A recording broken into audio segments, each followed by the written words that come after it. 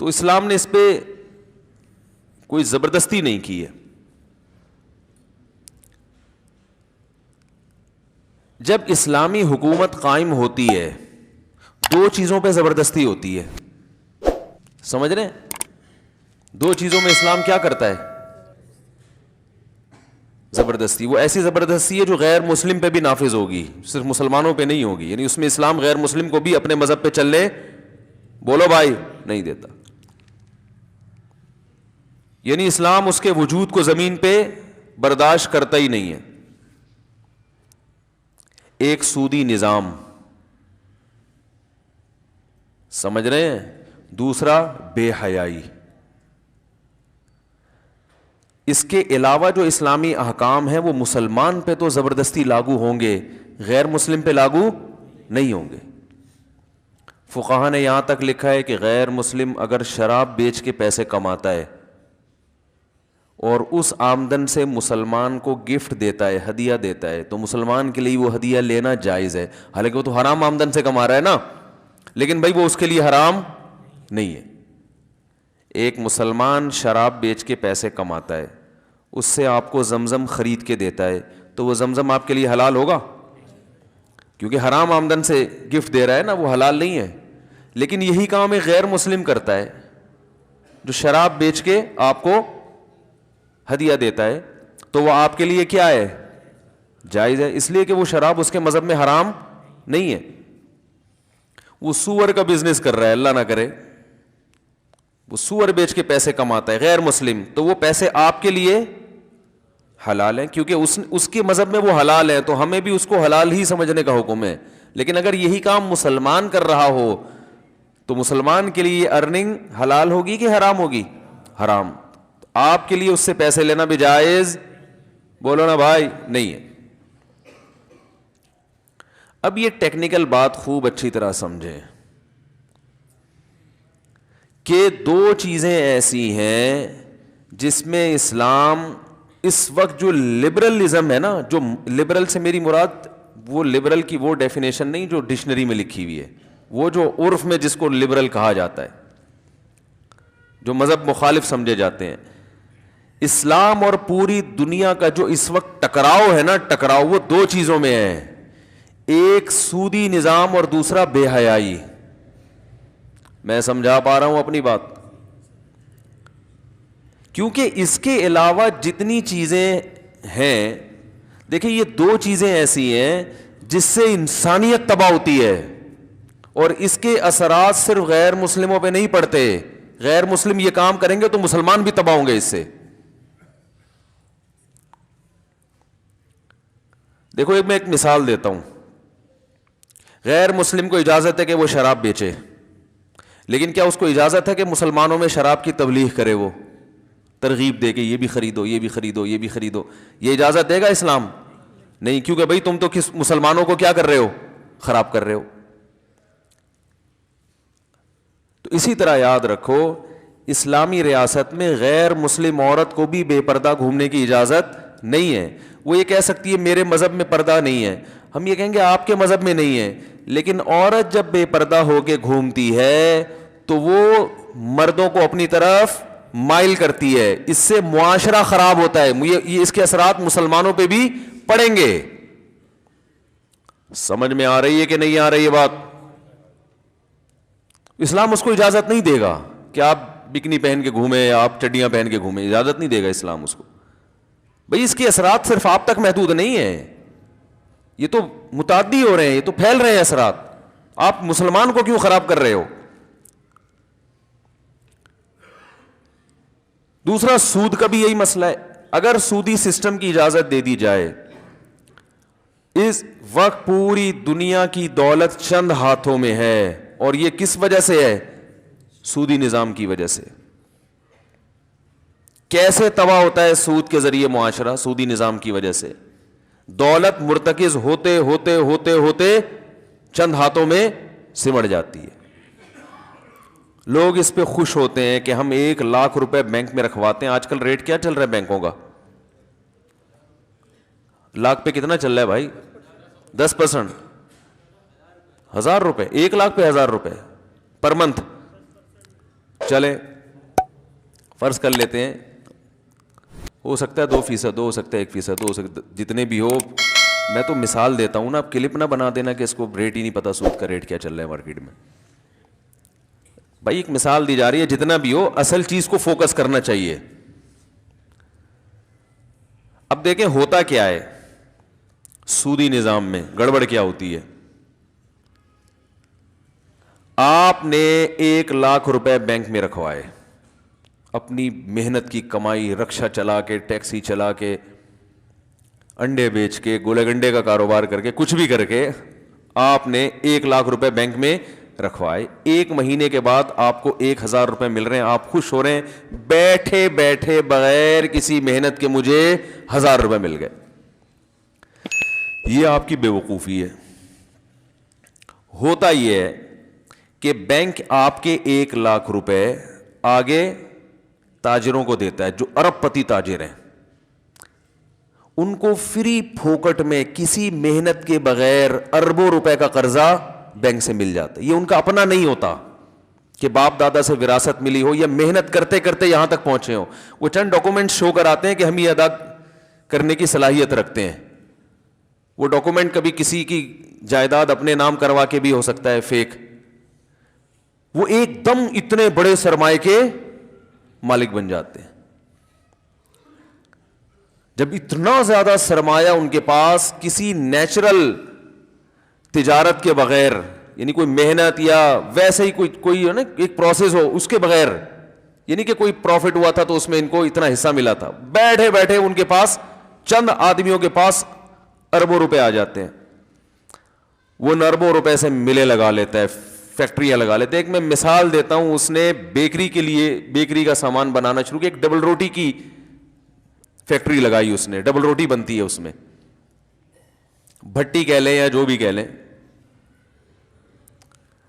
اب آپ یہ سمجھیں کہ یہ اتنے سارے لوگ, لاکھ اس نے رکھوائے, 50,000 بینک میں اس نے رکھوائے, 2 لاکھ اس نے رکھوائے, یہ سارا سرمایہ کا ایک بہت بڑا حصہ نکل کے 2-4 ہاتھوں میں جاتا ہے جو آپ کی خون پسینے کی کمائی ہوتی ہے. میں سمجھا پا رہا ہوں اپنی بات؟ آگے چلیں. لاکھوں کروڑوں روپے ایک آدمی کے ہاتھ میں آ گئے. وہ جب بریڈ بنائے گا تو اس کو پتا ہے کہ لاکھ پہ بینک کلائنٹ کو 1,000 دے رہا ہے تو مجھ سے لاکھ پہ 2,000 لے گا نا. کیا خیال ہے بھائی؟ تاکہ 1,000 ادھر دے اور 1,000 اس کی بچت ہو. اچھا بینک بھی تیل بیچ رہا ہے بیٹھ کے, اس کا کوئی بزنس نہیں ہے. اس نے کیا کیا, ادھر کا پیسہ لے کے ادھر پکڑایا, ادھر سے اتنے لیے, ادھر آپ کو اتنے پارسل کر دیے. اس کا بھی وہ بھی بیٹھ کے کیا کر رہا ہے, کوئی کام نہیں ہے اس کا, کوئی بزنس نہیں ہے, کوئی محنت نہیں ہے. ادھر سے پیسہ وہاں پارسل, ٹھیک ہے نا, ادھر سے اتنا پروفٹ, ادھر سے آپ کو اتنا پروفٹ دیا, اپنی اتنی بچت, یہ ہے اس کا کام. لوگ کہتے ہیں یہ بھی تو محنت لگتی ہے نا عمارت, تو محنت تو چوری میں بھی لگتی ہے. محنت صرف محنت ہی نہیں ہوتی, محنت کس چیز پہ محنت کر رہا ہے, کر کیا رہا ہے اس پیسوں سے. ایک رکشا چلا رہا ہے, ریڑھی لگا رہا ہے, گڑا کھود رہا ہے, یا کوئی کاروبار کر رہا ہے, کوئی چیز خرید کے آگے بیچ رہا ہے, کچھ بھی نہیں کر رہا, وہ صرف تیل بیچ رہا ہے بیٹھ کے. تیل بھی نہیں بیچ رہا, وہ بھی بیچ رہا ہوتا تو ہم کہتے چلو کچھ کر رہا ہے. تو اب آپ مجھے بتاؤ, یہ جو پیسہ کمائے گا بینک, یہ نیچرل طریقہ ہے کیا؟ جو قدرت نے جو ارننگ کا طریقہ دنیا میں رکھا ہے نا, وہ طریقہ ہے سپلائی اور ڈیمانڈ کی بیس پہ, کہ لوگوں کی ضرورت کسی چیز کی بڑھتی ہے تو تاجر ان کی وہ ضرورت پوری کر کے ان سے اس کا معاوضہ لیتا ہے. چلیں اب یہ زیادہ پیچیدہ بحث ہو جائے گی, فی الحال ہم اسی کو سمیٹتے ہیں. اب بینک نے آگے 1,00,000 روپے جب تاجر کو دیے تو تاجر نے اس 1,00,000 پہ بینک کو کتنا دینا ہے؟ 2,000 روپے. تو تاجر جب ڈبل روٹی بنائے گا تو اس کی قیمت میں وہ 2,000 ایڈ کرے گا کہ نہیں کرے گا اس کی لاگت میں؟ بولو نا بھائی. تو تاجر جب بریڈ مارکیٹ میں پھینکے گا تو جتنے کی بریڈ ہوگی اس میں وہ پیسہ جو اس نے سود کی مد میں بینک کو دینا ہے وہ ایڈ کر کے دے گا کہ نہیں دے گا؟ تو بریڈ کی قیمت مارکیٹ میں بڑھے گی کہ نہیں بڑھے گی؟ جب ڈبل روٹی کی قیمت مارکیٹ میں بڑھے گی تو آپ نے جو بینک سے 1,00,000 روپے دے کے 1,000 روپے اضافی لیا تھا, وہ اضافی آپ کا ڈبل روٹی میں نکل گیا کہ نہیں نکل گیا؟ کیا ہو رہا ہے میرے بھائی, سمجھ میں نہیں آ رہی بات؟ تو چیزوں کی جو قیمتیں ہیں نا اتنی اسپیڈ سے بڑھیں گی کہ آپ کا وہ پروفٹ ادھر کے بجائے صابن خریدنے میں, سرف کے ڈبے خرید, کیونکہ یہ بڑی بڑی فیکٹریاں جتنی ہیں ان کے کوئی باپ دادا سے ان کو وراثت میں نہیں ملی ہوتی, کوئی ان کی محنت نہیں ہے, انہوں نے بینکوں سے ایک دم اتنا پیسہ اٹھا کے فیکٹری لگائی, مل لگائی, اور دھڑا دھڑ سارا سب جتنے لوگ ہیں نا, آپ دیکھیں نا آج کل جو بڑے بڑے شاپنگ مال بن رہے ہیں, ایک دکاندار بیچارہ باپ دادا سے وہ تجارت کرتا آ رہا ہے, 400 سال ہو گئے, وہ پرچون کی ایک دکان سے 5 دکانیں بنا سکا ہے بیچارہ. اور ایک نئے آدمی جس کے باپ نے کبھی کوئی 5 روپے کا منجن بھی نہیں بیچا ہوتا, وہ ایک دم اتنا بڑا مال بنا لیتا ہے کہ کروڑوں روپے کا سرمایہ بھی اس کے پاس آ جاتا ہے, اور لاکھوں کروڑوں لوگ بھی وہاں سے شاپنگ کرنا شروع کر دیتے ہیں. اور جو گلی محلے کا دکاندار ہے نا, جو بیچارہ ایک باپ دادا سے محنت کرتا آ رہا ہے, وہ اس کی پرچون کی دکان بالآخر ختم ہو جاتی ہے. بہت مشکل ہے میرے بھائی, نہیں آ رہی سمجھ میں؟ ابھی آئے گی اور آئے گی انشاءاللہ. تو یہ جو ہم لوگ یعنی بینکوں میں پیسہ رکھ کے پروفٹ لیتے ہیں, تو یہ پروفٹ نہیں ہوتا میرے بھائی. دیکھیں نا, وہ سارا مہنگائی میں آپ کا, تبھی تو کرنسی دھڑام سے گرتی ہے. لوگ کہتے ہیں یورپ امریکہ میں تو کرنسی نہیں گرتی, ان کے ہاں سودی نظام کے علاوہ اور بہت سی ایسی چیزیں ہیں جس میں انہوں نے معیشت کو مینٹین رکھا ہوا ہے. سودی نظام سے تو معیشت خراب ہوتی ہی ہوتی ہے. اس کی مثال ہے جیسے کوئی چرس پینے والا, ہیروئن پینے والا صحت مند ہو, تو ہم ہیروئن کی تعریف نہیں کریں گے, ہم کہیں گے بھائی یہ الگ سے طاقت کے انجیکشن لگوا رہا ہے, ٹھیک ہے نا. ہیروئن سے تو نقصان ہی ہوتا ہے. اب آگے سمجھیں آپ بات کو. بینک اگر یہ کام کرنا شروع کر دے کہ شریعت نے کہا ہے سود پہ نہ دو, مزاربت پہ دو, سود پہ نہ دو, مزاربت. مزاربت کا مطلب یہ ہے کہ ایک آدمی کا پیسہ ہو, دوسرے کی محنت ہو, اور آپ اس سے کہیں تم محنت کر کے جو کچھ کماؤ گے اس میں اتنے فیصد میرا, اتنے فیصد تمہارا. اب اگر یہ سسٹم بینکوں میں آ جائے تو آپ نے 1,00,000 روپے بینک کو دیے, آپ نے کہا مجھے اس پہ 1,000 نہیں چاہیے, تم جتنا اس پہ کماؤ گے مجھے 1% دے دینا بس, ٹھیک ہے, زیادہ بے شک نہیں چاہیے, مجھے کتنا چاہیے.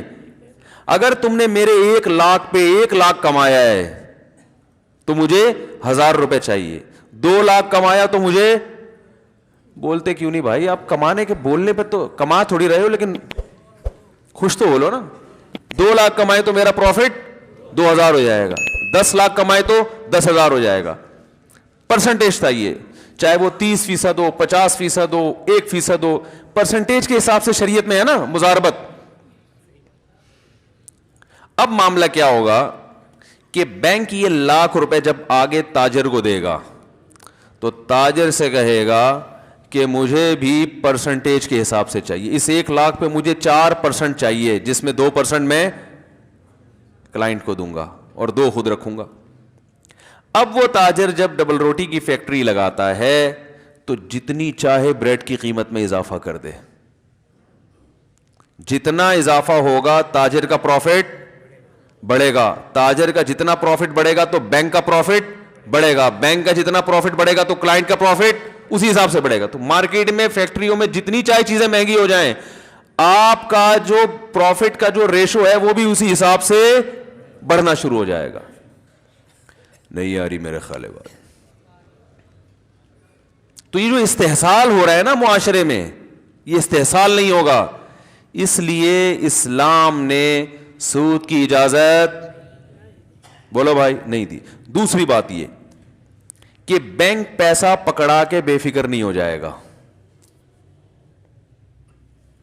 کہ جو آ رہا ہے اٹھ کے بس یہ دیکھا کہ یہ قرضہ لوٹانے کی طاقت رکھتا ہے بھی ہے کہ نہیں رکھتا, یہ اتنا دیکھنا ہے. وہ ایک بزنس کر کے آ رہا ہے, اس میں سب سے پہلے وہ یہ دیکھے گا کہ حلال بزنس کرے, حرام نہ کرے. بات آ رہی ہے سمجھ میں؟ کیونکہ صرف سود حرام تھوڑی ہے, بزنس بھی تو حلال ہونا چاہیے نا. کوئی ایسی چیز کا بزنس کرے جس کی لوگوں کو واقعی ضرورت ہو, تو اس سے لوگوں کی ضرورتیں پوری ہوں گی. یہ ایک الگ اخلاقی فائدے ہیں. تو بینک کا ریشو بڑھنے سے کلائنٹ کا ریشو خود بخود اس کا پروفٹ کیا ہو جائے گا, بڑھ جائے گا. تو اب ہوتا یہ ہے ہمارے معاشرے میں کہ وہ پیسہ سمٹتے, ہاں ایک اور کام یہ ہوتا ہے کہ حقیقی معنوں میں تجارت ہوگی. بینک نا وہ ڈر لگا رہے گا اس کو کہ میں پیسے دے رہا ہوں کہیں بزنس میں لاس نہ ہو جائے, ٹھیک ہے نا. اب ہوتا کیا ہے کہ بینک پیسے دے کے بے فکر ہو کے بیٹھ جاتا ہے کہ مجھے تو اتنے ملنے ہیں. آپ نے بینک کو پیسے دے کے آپ بھی بے فکر ہو کے بیٹھ جائے. اب وہ جو تاجر ہے نا جو بزنس کر رہا ہے انویسٹمنٹ سے, اس کے پاس راستہ کھلا ہوا ہے. اس نے لکھوایا کیا تھا, کر کیا رہا ہے, اسے اس سے کوئی غرض ہے ہی نہیں. اس کے بھی نقصان کا اندیشہ ہے. بسا اوقات اس کو فائدے کے بجائے نقصان. دنیا میں کوئی ایسی تجارت نہیں ہے جس پہ کوئی ایسا ٹھپا لگا دے کہ لاس کا چانس سرے سے ہے ہی نہیں. اسٹاک ایکسچینج میں آپ دیکھیں نا کیسی خبریں آ رہی ہوتی ہیں, شیئرز کی قیمت بڑھ رہی ہے, سارے دنیا اٹھا کے اپنا پیسہ اسٹاک ایکسچینج میں ڈالتی ہے, دھڑام سے وہ مارکیٹیں کا دیوالیہ ہونا شروع ہو جاتا ہے. یہ تو ہو رہا ہے. بحریہ ٹاؤن کے ساتھ دیکھ لیں کیا ہوا, ایک دم ہر آدمی بحریہ ٹاؤن بحریہ ٹاؤن بحریہ ٹاؤن. اب جو پلاٹ 36 لاکھ کا تھا وہ 18 پہ آ گیا. اب لوگ انتظار میں بیٹھے ہوئے کہ اے اللہ جب یہ 36 پہ پہنچے گا پتہ نہیں ہماری عمر ہمارا ساتھ دے گی کہ نہیں دے گی. یہ تو ہے, لازمی ہے. یہ تو اللہ تعالیٰ تو قرآن میں فرماتے ہیں یبسط الرزق لمن یشاء ویقدر, جس کے لیے چاہوں گا رزق بڑھا دوں گا, جس کے لیے چاہوں گا تنگ کر دوں گا. آپ نے ایک چیز کو پیسہ بڑھانے کا ذریعہ سمجھا, اسی چیز کو اللہ پیسہ گھٹانے کا ذریعہ بنا دے گا. کتنی تجارتیں دنیا میں آئی ہیں, لوگوں نے کہا ہم ارب پتی بن جائیں گے, وہی تجارتیں لوگوں کو روڈ پہ لانے کا سبب بنی. پہلے تو کھا رہے تھے کچھ, اس سے بھی گئے. تو دنیا کا اصول ہے. تو اس تاجر کا نقصان کیا ہے کہ جب وہ اربوں روپے کا سرمایہ لے کے کوئی فیکٹری لگاتا ہے, مل لگاتا ہے, اور اس کا ہو گیا نقصان, اس کے پاس دینے کی طاقت نہیں ہوتی, اس کے پاس بھاگنے کے علاوہ کوئی آپشن نہیں. وہ کہاں سے دے گا, ناممکن ہے, کیونکہ اس کے باپ کا پیسہ تھوڑی لگا ہوا ہے اس میں. اپنا پیسہ ڈوب جائے انسان بھاگتا نہیں ہے. سمجھ میں آ رہی ہے بات؟ بھاگے گا کیوں بھائی وہ؟ اور جس کا پیسہ ہے وہ لاس میں شرکت گوارا کرے تو بھی نہیں بھاگے گا. وہ کیوں بھاگو بھائی, میرا نقصان, ایگریمنٹ ہوا تھا, پروفٹ ہوگا تو دیں گے, نہیں ہوا تو لاس سارا آپ کا ہے, میرا تھوڑی ہے لاس. وہی وہ نقصان اس لیے نہیں ہوتا عمومی کہ وہ بھی پیسہ دینے سے پہلے کروڑ 100 دفعہ سوچے گا. وہ ذرا بھی اس کو خطرہ ہوگا یہ بندہ کرپٹ ہے, گڑبڑ ہے, تو اس سے ایماندار لوگ مارکیٹ میں آئیں گے. بہت یعنی ایک نیچرل تجارت ہوگی. پیسوں کی جو سرکولیٹ کرے گا وہ نیچرل انداز میں کرے گا, قدرتی انداز میں کرے گا. سمجھ میں آ رہی ہے بات کہ نہیں آ رہی ہے؟ تو اب کیا ہو رہا ہے آپ, اچھا ایک اہم بات یہ بھی ہے کہ جب آپ بینک سے قرضہ لیں گے تو آپ کو یہ ثابت کرنا پڑے گا کہ میں کیوں لے رہا ہوں. دیکھو اسلامک بینکوں میں اور جو کمرشل بینک ہے نا اس میں بڑا فرق کیا ہے. آپ کسی اسلامک بینک میں جائیں نا قرضہ لینے کے لیے, بینک کبھی بھی نہیں دے گا آپ کو. آپ میزان بینک چلے جائیں, بینک اسلامی چلے جائیں, آپ پوچھیں بھائی مجھے پیسہ چاہیے, کہے گا کیا کرنا ہے. آپ یہ کہہ سکتے ہو کہ آپ کو اس سے کیا غرض ہے, کیا کرنا ہے. سودی بینک میں آپ یہ بتانے کے مکلف نہیں ہیں. آپ کہیں مجھے قرضہ چاہیے, آپ یہ شورٹی لیں کہ میں قرضہ واپس کر سکتا ہوں. کس کام کے لیے چاہیے, اس سے آپ کو غرض کیا ہے. تو اس سے جو پیسوں کی رولنگ ہوگی وہ اسراف میں آئے گی کہ نہیں آئے گی. لیکن جب آپ کسی اسلامک بینک میں جاتے ہیں, آپ کہتے ہیں مجھے 20 لاکھ روپے چاہیے, بینک کہے گا کیا کرنا ہے آپ نے. آپ کو یہ ڈیفائن کرنا پڑے گا کہ میں نے کرنا, آپ کہیں گے میں نے گھر بنانا ہے. بینک کہے گا ٹھیک ہے, کہاں گھر خریدنا ہے, لوکیشن کیا ہے, کیسا گھر ہے وہ آپ ہمیں بتائیں. جب آپ بتائیں گے یہ گھر ہے, یہ محلے وقوع ہے, یہ اس کی تصویریں ہیں, بینک کہے گا ٹھیک ہے 80% میں خرید رہا ہوں, 20% آپ انویسٹ کریں, دونوں مل کے خریدتے ہیں, آدھے سے زیادہ میرا ہوگا اور باقی کس کا, یہ تجارت ہو رہی ہے نا. پھر بینک وہ گھر خرید کے شرکت متناقصہ کی بیس پہ آپ کو فروخت کرنا شروع کرے گا. ہر مہینے اس کا کرایہ اتنا آئے گا اور اتنے یونٹ بنا دیے, ہر مہینے آپ وہ یونٹ خریدتے رہیں ہم سے. جب پورے یونٹ, جتنے یونٹ آپ خریدتے رہیں گے کرایہ کم ہوتا رہے گا, کیونکہ آپ اتنے فیصد مالک بنتے چلے جا رہے ہیں. بات آ رہی ہے سمجھ میں؟ اور جب سارے یونٹ آپ خرید لیں گے تو پورا آپ کا ہو گیا. تو جتنی جلدی آپ یونٹ خریدیں گے اتنا کرایہ کم ہوتا چلا ہے, کیونکہ آپ اس کے مالک بنتے چلے. یہ تجارت ہے, یہ بزنس ہے. اس میں کیا ہو رہا ہے کہ ایسٹس وجود میں آ رہے ہیں, رقم بلا وجہ سرکولیٹ نہیں کر رہی مارکیٹ میں. اب اگر آپ کو پیسہ ملا تو گھر لے لیا نا آپ نے, اب دیوالیہ نہیں ہو سکتا, گھر تو موجود ہے نا.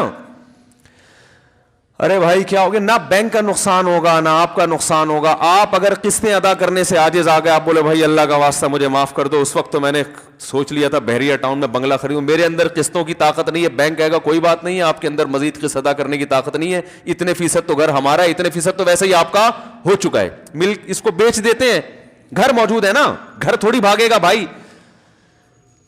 پولیس بلوانی پڑے گی, صحیح بتا رہا ہوں, اب میں سمجھانے کے لیے پولیس بلوانی پڑے گی. تو گھر لے کے کہاں بھاگے گا وہ, ہے بھائی, بھاگ سکتا ہے. تو بھائی یہ اتنے فیصد ہمارا ہے, اتنے فیصد آپ کا, آپ قسطیں ادا نہیں کر سکتے, کوئی بات نہیں, تو اتنے فیصد تو بہرحال آپ خرید چکے ہیں ہم سے, جتنی قسطیں ادا کی وہ اتنے پرسنٹ گھر آپ کا ہو گیا. اب اس کو بیچ دیتے ہیں. بینک یہ کہے گا بھائی میرے کسی کام کا نہیں, ہماری کوئی مامو پمانی ہے نہیں جنہوں نے یہاں رہنا ہے. یہ بھی ممکن ہے بینک کا مینیجر خود خرید لے وہ, یہ بھی ممکن ہے وہ کہے بھائی اس کو فروخت کرتے ہیں, جتنے پرسنٹ آپ کا حصہ ہے وہ آپ کو پیسے پکڑا کے باقی ہم اپنی رقم بچا لیتے ہیں, اور جو رینٹ آپ ہمیں دیتے رہے وہ ہمارا پروفٹ ہو گیا. کوئی ایسا, یہ وہی ہو رہا ہے جو نیچرل ایک تجارت میں ہوتا ہے. سمجھ میں آ رہی ہے کہ نہیں آ رہی ہے؟ یہ چیز لوگوں کو کھلتی ہے, یہ چیز یہودیوں کو کھلتی ہے, سمجھ رہے ہیں نا. آپ کو گھر نہیں چاہیے, آپ کو گاڑی چاہیے, گاڑی میں بھی یہی کیا جاتا ہے. آپ کہتے ہو بھائی میری شوگر مل ہے, میں نے فیکٹری سے گنا اٹھانا ہے. کیا اٹھانا ہے؟ گنا اٹھانا ہے, اور چینی بنانی ہے, تو گنا اٹھانے کے پیسے میرے پاس نہیں ہے. آپ بینک کے پاس آئے, آپ نے کہا مجھے 1 کروڑ روپے قرضہ چاہیے. بینک کہے گا کیوں چاہیے, آپ کو ویسے ہی چاہیے. بینک آپ کو, جو اسلامی بینک ہے, نہیں دے گا. بھائی کیوں چاہیے؟ بھائی مسئلہ یہ ہے کہ میری شوگر مل ہے, مجھے گنا چاہیے. یہ شکر ہے اللہ کا بہت بڑا فضل ہے کہ چینی میں ابھی گنا ڈل رہا ہے, یعنی گنے سے بن رہی ہے. ورنہ ٹومیٹو کیچپ کے بارے میں وہ انڈیا نے کہا تھا نا کہ ہم ٹماٹر بند کر دیں گے, تو یہاں سے ایک بیان کیا کہ ہمارے یہاں تو ٹومیٹو کیچپ میں ٹماٹر نہیں ڈلتا, آپ ٹماٹر بند کر کے کیا کرو گے. ہم تو ایسا ہر چیز کا آلٹرنیٹ تلاش کرتے ہیں. تو گنا چاہیے بھائی, پیسے نہیں ہیں, تو بینک یہ کہے گا کہ گنا ہم آپ کو خرید کے قسطوں پہ مہنگے داموں بیچ دیں گے. ہمارا بندہ جائے گا, یا آپ تھوڑی دیر کے لیے ہماری طرف سے وکیل بن جائیں, ہمارے نمائندے بن کے خرید لیں, قبضے میں لے کر آئیں. ہوائی بے نہیں ہوگی, وہ قبضے میں لے کر آئیں گے ہم. جب ہمارے قبضے میں آ جائے گا تو ہم وہ آپ کو اپنا پروفٹ رکھ کے بیچ دیں گے. وہ پروفٹ, وہ قسطیں آپ ہمیں ادا کرتے رہیں. تو اب کیا ہوا کہ شوگر مل چلانے والے کے پاس گنا تو آ گیا نا, اب کہاں بھاگے گا وہ؟ اب اس کا لاس, ایسا لاس نہیں ہو سکتا کہ کچھ ہے ہی نہیں اور کروڑوں روپے ڈوب گئے اس کے, یہ نہیں ہو سکتا. سمجھ رہے کہ نہیں سمجھ رہے؟ اب اگر وہ کیا کرے گا کہ جیسے آپ نے گاڑی خریدی یا کوئی چیز خریدی, اب آپ قسطیں ادا کرنے سے عاجز ہو, سودی بینک کیا کرتے ہیں کہ آپ کی قسطیں بھی گئیں اور گاڑی بھی گئی. ایسا ہی ہوتا ہے نا. اسلام اس کی اجازت نہیں دیتا بھائی. آپ نے جو اس سے پیسے لیے ہیں وہ تو آپ کو واپس کرنے, آپ گاڑی بھی لے رہے ہو اور پیسے بھی لو, یہ کیسے ہو سکتا ہے؟ سمجھ رہے ہیں سودی نظام میں اور اس میں فرق. اسلام یہ کہتا ہے جب آپ نے کسی کو قسطوں پہ چیز بیچی ہے, آپ نے چیز ہینڈ اوور کر دی, اب وہ قسطیں ادا نہیں کر رہا ہے, تو جتنی قسطیں وہ دے چکا ہے اس سے اضافی آپ پولیس کے ذریعے, ڈاکو کے ذریعے, کسی بھی محلے کے دادا کے ذریعے نکلوا سکتے ہیں. اس کی چیز ضبط بھی اس معنی میں کر سکتے ہیں کہ قسطیں پوری کرو تو ہم چیز ہینڈ اوور کریں گے, لیکن اس کی چیز آپ اپنی ملکیت میں داخل نہیں کر سکتے, وہ اس کی ہو چکی ہے. بات آ رہی ہے سمجھ میں؟ ہاں یہ ہو سکتا ہے کہ وہ کہے بھائی میرے اندر اب یہ صلاحیت نہیں ہے قسطیں ادا کرنے کی, یہ گاڑی لے کے بیچ دو, جو آپ کا لاس ہوا ہے وہ اس سے پورا کرو, باقی میری قسطیں واپس کرو, اس کی اجازت ہے. لا تظلمون ولا تظلمون, جب مالی معاملات ختم کیے جاتے ہیں تو اللہ فرماتے ہیں اس طرح سے ختم کیے جائیں گے کہ دونوں فریقوں میں کسی پہ بھی ظلم نہ ہو. تو میں جلدی سے اپنی بات کی طرف آتا ہوں. تو ایک سسٹم ہے سودی, جس نے پورا پیسہ جو ہے نا, یہ جو بڑے بڑے مال بن رہے ہیں, کیا ہو رہا ہے یہ کیا, یعنی آپ خود سوچو, یہ معیشت کی صحیح تقسیم تھوڑی ہو رہی ہے. وہ جو بیچارہ ٹھیلا لگانے والا وہ تو ایسی کی تیسی ہو گئی اس کی تو, اور بیٹھے بیٹھے آپ اپنے باپ کے بہاف پہ اربوں روپے کا سرمایہ بینکوں سے کروڑوں روپے آپ لے لیتے ہو اور انویسٹ کر کے آپ پیسہ کمانا شروع کر دیتے ہو. سارا پیسہ ہوتے ہوتے ہوتے ہوتے سمٹ کے چند ہاتھوں میں جا رہا ہے. کہا جاتا ہے دنیا میں 7-8 آدمی اتنے مالدار ہیں کہ اگر ان کی دولت کو انسانیت پہ تقسیم کر دیا جائے تو دنیا میں ایک آدمی بھی غریب باقی نہیں بچے گا. 7-8 افراد ہیں ایسے دنیا میں. تو لبرل لوگوں سے اسلام کا جو ایک پھڈا ہے وہ کون سا ہے؟ معیشت اسلامی خطوط پہ ہونی چاہیے, اسلامی طرز پہ ہونی چاہیے. دوسرا پھڈا ہے بے حیائی کا. دوسرا پھڈا کیا ہے؟ کیونکہ بے حیائی یہ متعدی بیماری. دیکھو پولیو کے قطرے گورنمنٹ گن پوائنٹ پہ پلا رہی ہے نا, اور گورے بھی ہمیں گن پوائنٹ پہ پلا رہے ہیں. کیوں پلا رہے ہیں؟ وہ ہمارے فائدے کے لیے نہیں, اپنے فائدے کے لیے, کہ یہ ایک بھی دنیا میں پولیو کا مریض اگر باقی رہ گیا تو یہ بیماری پھیلے گی. تو اب اگر کہے کہ یہ تو ہیومن رائٹس کے خلاف ہے, آپ ہمیں زبردستی کیوں پلا رہے ہیں, وہ کہیں بھائی یہ ہیومن رائٹس کے عین مطابق ہے, آپ کی وجہ سے ہم بھی بیمار ہو سکتے ہیں, اس لیے آپ کو ٹھیک کر رہے ہیں کہ آپ ویسے بیماری, کوئی کھانس رہے تو کھانستا رہے, کسی کو کیا غرض بھائی, تو جب خودکشی پہ پابندی نہیں ہے تو کھانسنے پر کہاں سے پابندی ہوگی. لیکن آپ کے کھانسنے سے اگر جرمز دوسرے کے پھیپھڑوں میں جا رہے ہیں تو پھر گورنمنٹ آپ کے کھانسنے پر پابندی لگائے گی نہیں لگائے گی؟ لگائے گی. پھر وہ بولے گی آپ کھانسی ٹھیک کریں ورنہ بیماری پھیل رہی ہے اس سے.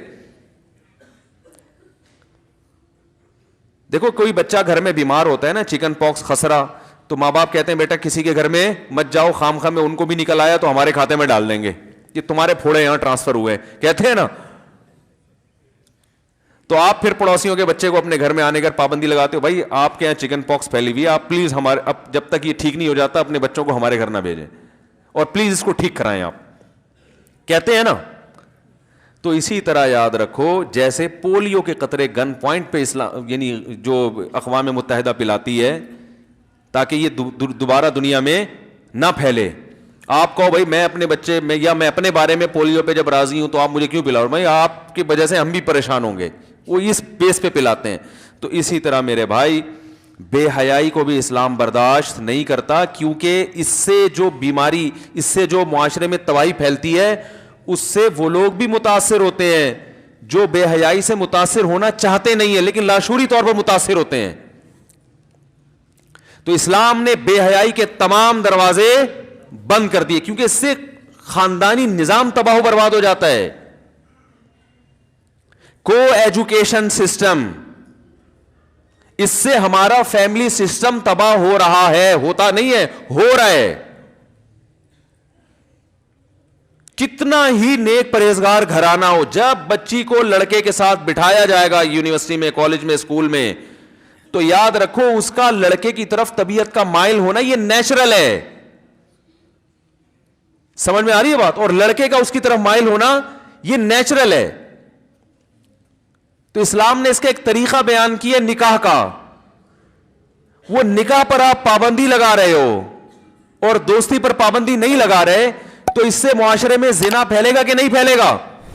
اور جب لڑکے کو یونیورسٹیوں میں, کالجز میں اور اسی طرح دفتروں میں فری پھوکٹ میں لڑکیاں دل بہلانے کے لیے ملیں گی تو دنیا میں اس سے بڑا بے وقوف کوئی نہیں ہوگا.